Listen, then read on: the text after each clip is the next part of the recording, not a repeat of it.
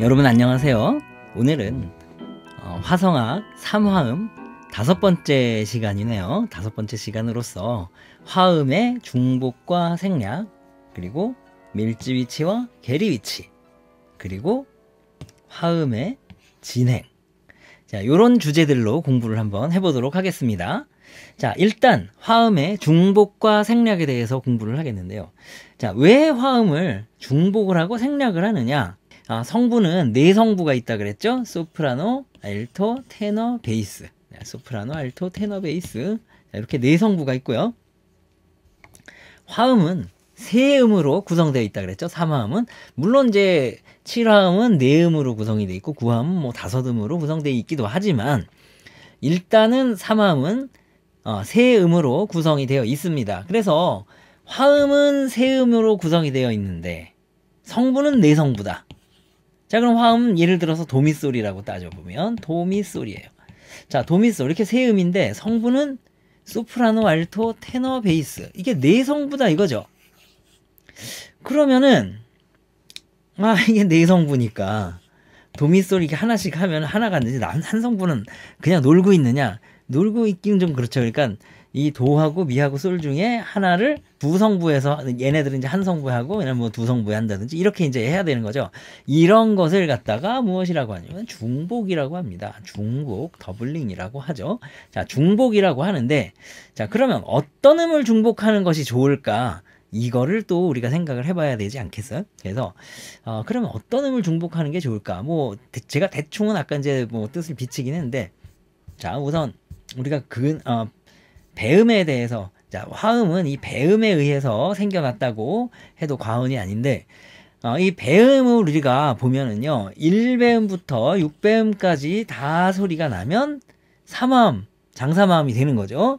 자, 이 배음에 의하면, 지금 자, 도미솔이라고 예를 들어서 한다면, 도가 한 번, 두 번, 3번 나와요. 그렇죠? 그리고 솔이 한 번 나오고, 2번 나오고요. 미는 한 번 나옵니다. 자, 이렇게 도가 3번 나오고 미는 한 번 나오고 솔은 2번 나와요. 그러니까 우리가 뭘 중복하는 게 이 배음의 원리와 가장 가깝겠느냐. 자, 우리가 이 배음의 원리라는 거는요, 이 배음의 원리라는 것은 다른 말로 말하자면 자연의 원리다. 이렇게 생각해도 과언이 아닙니다. 배음의 원리는 자연 원리예요. 자연 원리입니다. 그래서 자연의 원리, 내추럴, 가장 내추럴한 이런 중복은 무엇일까 했더니 역시 도를 중복하는 것이 배음의 원리와 가장 유사하고, 그리고 배음의 원리와 비슷할 때 가장 자연스럽다라고 우리가 생각을 할 수가 있는 거죠. 자, 그 다음에 근데 이제 사람이 살다 보면은 자기 뜻대로 이제 잘 안 되는 경우도 가끔은 있잖아요. 그래서 그럴 때, 그러니까 도를 중복하는 것이, 근음을 중복하는 것이 가장 좋지만 근음을 중복을 하고 싶어도 할 수가 없는 경우가 가끔씩 생깁니다. 화음 진행을 하다 보면요. 그래서 그럴 때는 무엇을 중복하는 게 좋을까? 아까 봤더니 도가 3번 나왔어요. 도가 근음이죠. 미는 한 번 나왔어요. 솔은 5음인데 5음은 2번 나왔어요. 그러니까 도를 중복하는 것이 가장 좋지만 요게 여의치 않을 때는 솔을 중복하는 것, 즉 5음을 중복하는 것이 좋겠구나. 자, 이렇게 근음 중복이 여의치 않을 때는 5음 중복을 하셔도 됩니다. 자, 그리고 이제 3음 중복을 안 하는 것이 좋습니다. 자, 그리고요, 살다 보면요, 정말 뜻대로 안 되는 경우가 많고 좀 비상식적인 것이 너무 당연하게 이렇게 일어나는 경우도 가끔은 있거든요. 뭐 요즘에도 그렇죠. 그런데 그게 이제 무슨 얘기냐 하면은, 사실 그렇잖아요. 화음은 3개의 음으로 구성이 되어 있고 그 다음에 성부는 4개의 성부로 되어 있어요. 그러니까 사실 우리가 중복을 하는 거는 이해가 가죠. 그렇죠? 예, 그런데 이게 생략을 해야 될 때도 생긴다는 거죠. 이해가 안 가지만 그런 경우도 있습니다. 그럼 생략을 한다. 그럼 무엇을 생략을 하게 되는 것일까? 우리가 아까 근음의 원리에서 딱 보니까 근음은 3번 나오고 3음은 한 번 나오고 5음은 2번 나온다. 그럼 이 배음의 원리대로 할 것 같으면 생략은 삼음을 생략하는 게 낫겠구나라고 우리가 쉽게 생각을 할 수도 있지만 사실은 그렇지가 않아요. 왜냐하면은 이 삼음이라는 것은 그 화음의 성질, 그 화음의 성질을 나타내주는, 결정해주는 그런 중요한 의미예요. 삼음이. 그렇기 때문에 삼음을 생략을 하게 되면 그 화음이 장사마음인지 단사마음인지 헷갈리게 되는 거죠. 그래서 우리가 웬만하면 이 생략은 안 하는 게 좋습니다. 안 하는 게 좋지만 굳이 이 생략을 해야 될 때가 생긴다면, 그렇다면 삼음을 생략하면 안 되고, 그렇다고 근음을 생략하는 건 그 근음은 그 화음의 뿌리인데 그 뿌리를 생략할 수는 없잖아요. 루트잖아요. 루트, 뿌리. 예. 그리고 삼음은 그 화음의 성질을 나타내주는 음이라서 또 생략을 하면 안 돼요. 그러니까 만만한 게 오음이죠. 예, 오음입니다. 삼음은 화음의 성질을 결정짓는 음이기 때문에 원칙적으로 주사마음 안에서는 삼음을 중복할 수 없다. 어디서? 주사마음에서. 자, 우리가 주사마음이라는 건 이제 또 배울 텐데, 주삼마음에서는 삼음을 중복할 수 없습니다. 중복도 안 되지만 생략도 안 됩니다. 그럼 생략은 어떤 거를 생략을 해야 되는가? 삼화음 중 가장 역할이 작은 오음을 생략을 하게 됩니다. 자, 그럼 우리가 결론을 내려보죠. 자, 근음은 중복은 가능한데 생략은 안 됩니다.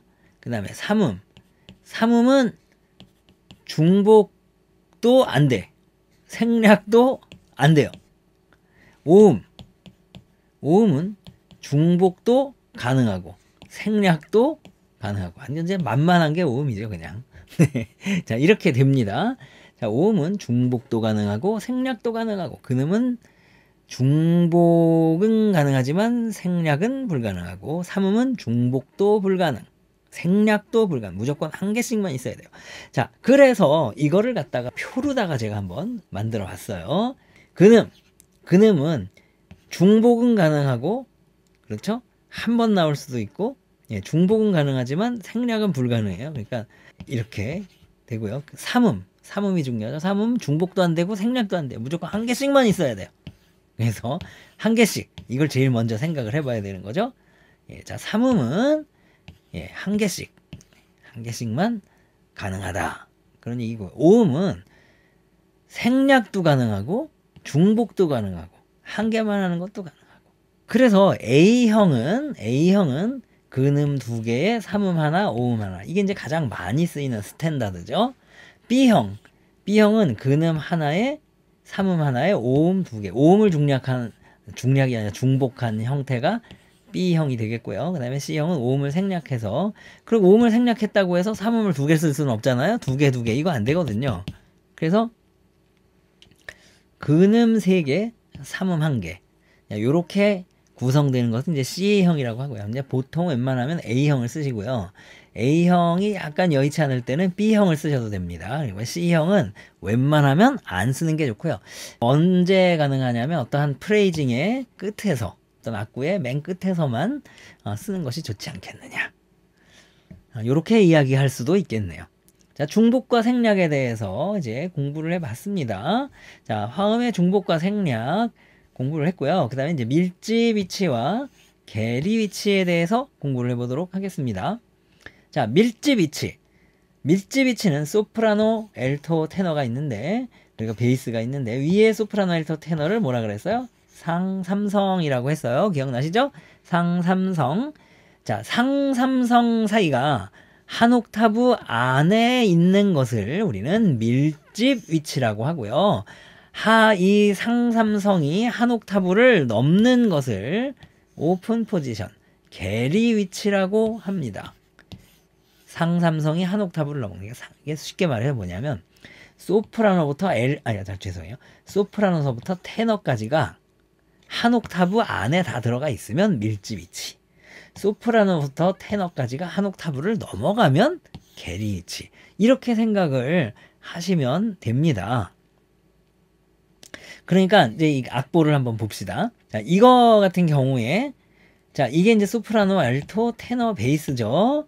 그런데 지금 소프라노부터 테너까지가, 테너는 미고 소프라노는 도예요. 얘가 몇 도예요? 6도죠. 결국 8도 안쪽에 들어가 있다. 그러니까 얘는 밀집 위치가 되겠습니다. 밀집 위치요. 자, 그 다음 거를 보시면, 자, 얘도 소프라노, 알토, 테너, 베이스예요. 자, 소프라노부터 테너까지가 솔에서 미니까 얘가 6도죠. 8도 이내입니다. 그렇기 때문에 얘도 밀집 위치가 되겠어요. 자, 그 다음에 여기도 도에서 솔까지, 네, 얘는 5도네요. 5도. 5도도 8도 이내니까 밀집 위치. 기타 등등 여기도 마찬가지예요. 8도 안에 다 들어가 있어요. 상삼성이. 이럴 때 이것을 우리가 밀집 위치라고 하는 것입니다. 자, 그 다음에는 지금 이쪽에를 보시면요, 여러분, 도미, 도솔 이렇게 있단 말이죠. 자, 우선 이게 이제 소프라노부터 테너까지가 지금 이제 미에서 솔이니까 이게 10도란 말이에요. 10도면 8도를 벗어난 거죠. 그래서 이럴 경우는 우리는 이거를 게리 위치, 오픈 포지션 게리 위치라고 합니다. 자, 이것도 보면 소프라노, 엘토, 테너인데요. 소프라노에서 테너 사이가 솔에서 도니까, 솔에서 도니까 얘는 11도가 되겠네요. 11도니까 8도가 넘어가서 게리 위치라고 합니다. 얘네들도 마찬가지예요. 자, 이렇게 밀집 위치와 게리 위치를 공부를 했어요. 자, 밀집 위치란 상삼성이 한 옥타브 안에 배치되어 있는 것, 게리 위치는 상삼성이 한 옥타브를 넘는 것을 말합니다. 이때 상삼성의 각 성부는 균형을 유지해야 한다. 테너와 베이스 사이를 제외한 나머지 성부 간격이 옥타브를 넘지 말아야 한다. 이것은 우리가 지난주에 벌써 다 이야기를 했습니다. 테너에서 베이스는 한 옥타브 넘어가도 되지만 옥타브 플러스 완전 5도까지만 가능하고요. 가끔씩 한 옥타브 플러스 단 6도가 허용이 되는 경우도 가끔은 있긴 있습니다. 피치 못할 경우에. 그렇지만 이제 웬만하면 테너에서 베이스 사이는 한 옥타브 플러스 완전 5도 이내의 간격을 유지시켜주는 것이 좋다라는 이야기죠. 자, 그 다음에 이 책에는 안 나오기는 하는데, 이제 제가 고등학교 때, 그러니까 이제 요즘 흔히 말하는 라떼는 라떼는 이 백병동 화성학이 이제 이 책이 있는지를 몰랐어요.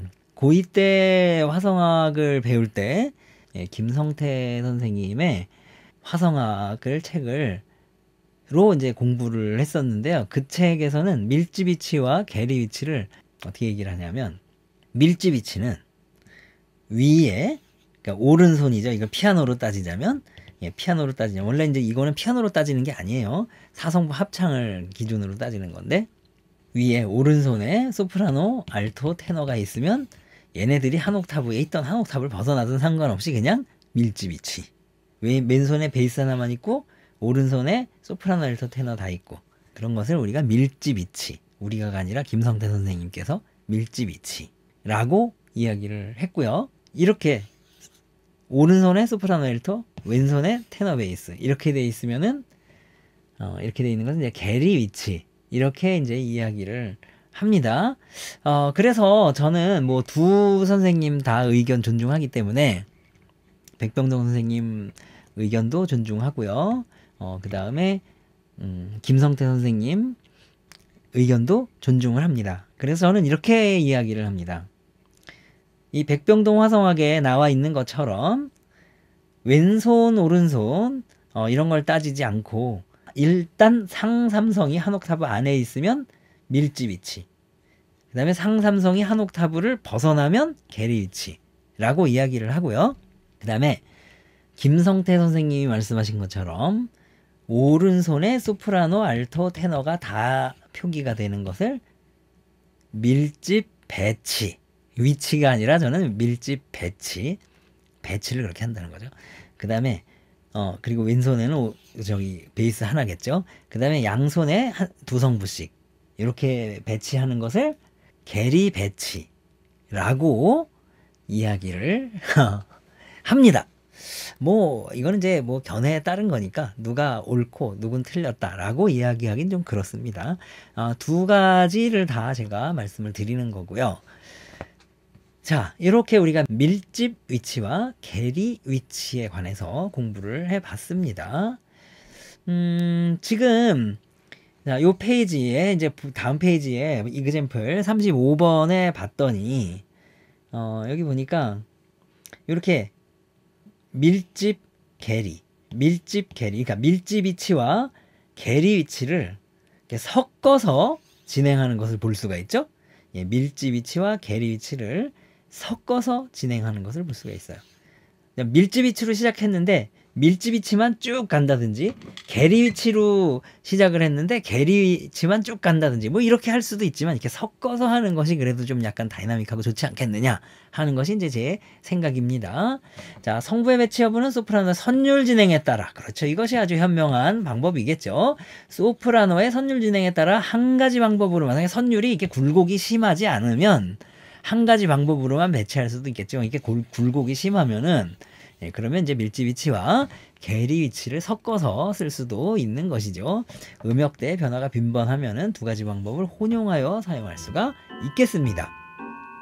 자, 그 다음에 이제 화음의 진행에 대해서도 공부를 하려고 했는데, 약속한 시간이 또 지나버렸네요. 그래서 화음의 진행에 관해서는 다음 강의에서 공부하도록 하고요. 자, 오늘은 여기까지만 공부를 하도록 하겠습니다.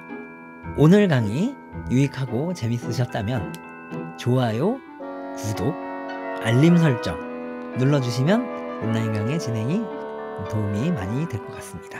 감사합니다.